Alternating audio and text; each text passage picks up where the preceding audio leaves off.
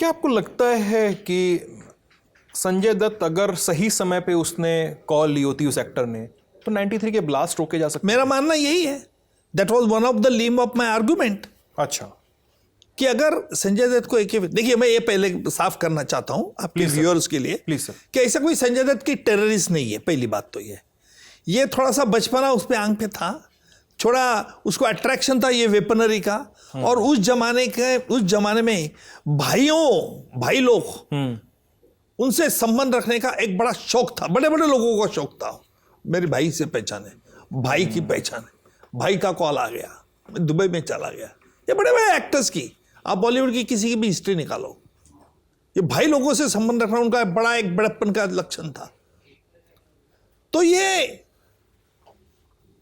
आपका सवाल यही है ना कि संजय दत्त का क्या हुआ पारावाज के पहले? संजय दत्त क्या स्टॉप कर सकते? पहले था ना, ये जो आया था एक टेम्पो ट्रक में अबू सालेम लेके आया था, कुछ हैंड ग्रेनेड्स, कुछ AK-46 राइफल्स, ये संजय दत्त ने कुछ रख लिए थे, फिर बाद में हैंड ग्रेनेड वापस कर दिए थे। मेरा कहना यही था, अगर ये उसी वक्त पुलिस को इन्फॉर्म कर देता था तो बॉम्ब ब्लास्ट हम रुकवा सकते थे, सबको अरेस्ट हो जाती थी, ये साजिश का पता चल सकता था, इतने सारे लोगों की जान बच सकती थी। जान बच सकती, ये कहना था। इसके लिए मैं उसको दोषी कर रहा, लेकिन he was not terrorist. Again I would like to make it very clear, ये थोड़ा सा उसको ये वेपनरी के बारे में शौक था, इसलिए उसने रखा था। जब उनको सजा हो गई, जब वो आर्थर रोड जेल चले गए, उसके बाद कभी मुलाकात वगैरह हुई? नहीं, बाद में हुई ना, बाद में तो छूटने के बाद तो मुझे भी कई बार मिला है, ही रिस्पेक्ट्स मी। अच्छा, हाँ, तो जेल से छूटा जब वो, तब उनकी और आपकी पहली मुलाकात बातचीत क्या हुई? नहीं, मैं होटल में खाना खा रहा था मेरे कोई रिश्तेदार के साथ, वो भी आया था उस वक्त, तो उसने आके मुझे मिला, सर कैसे हो आप, सर कैसे हो। सी आई नो पर्सनल एनमिटी, मैं किसी भी मुलजिम के खिलाफ पर्सनल दुश्मनी कभी नहीं रखता। और you will surprise, I will like to give the glaring example of Abu Salem also.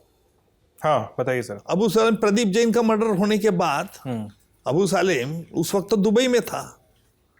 Abu Salem को देखिए, अबू सालेम ने पुर्तगाल में था, सॉरी दुबई में था, फिर दुबई से भाग गया, वो पुर्तगाल में गया। किससे शादी की उसने? मोनिका बेदी से, और वहां पुर्तगाल में पकड़ा गया, पुर्तगाल में उसको लेके आया। आज तक हमने देखा है, आपने भी देखा होगा कि छोटा राजन और दाऊद इब्राहिम का एक क्रिकेट की मैच देख रहे, गॉगल घल के ऐसे देख रहे, देखा है? हाँ, बहुत फेमस फोटो है वो, फेमस फोटो वही देखते रहे हैं अब आज तक। हाँ, लेकिन असल में दाऊद इब्राहिम कैसा दिखता है तुम्हें ना पता ना मुझे पता है।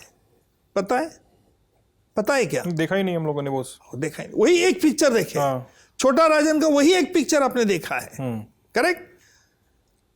अबू सालेम का भी यही पिक्चर आपने देखा होगा अब तक, की दाढ़ी बड़ी लंबी, डोकी पे टोपी, यही पिक्चर देखा होगा। असली अबू सालेम जब तक गिरफ्त में नहीं आता था तब तक आपने भी नहीं देखा होगा, पर उसकी पहली फोटो फाइल आपने देखी होगी। तो I had seen that photo file, earlier photo file, before he was brought from Portugal. जब वैसे आ गया मुंबई के कोर्ट में, तो आई वाज शॉक्ड कि एक स्मार्ट गोरापान लड़का, बॉडी हेल्थ स्ट्रांग, और मैंने जब उसका हिस्ट्री देखा तो he has one weak point, कि उसे कोई हल्के में गाली दी तो उसको सहन नहीं करता था।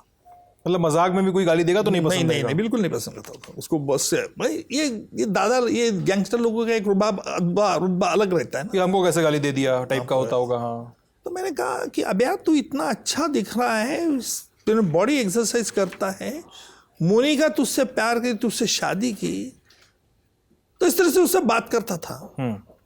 और जब उसके खिलाफ ही मैंने आर्गुमेंट किया, प्रदीप जैन को आजीवन कारावास हुई, पर सजा होने के बाद भी मैंने उसे कहा था कि अभी जेल में अच्छा रहना, बॉडी सुधार, तेरे पिताजी वकील थे यूपी में, आजमगढ़ का तू लड़का है, तो अच्छा रहना चाहिए तूने, ये क्या कर दिया तूने ऐसा।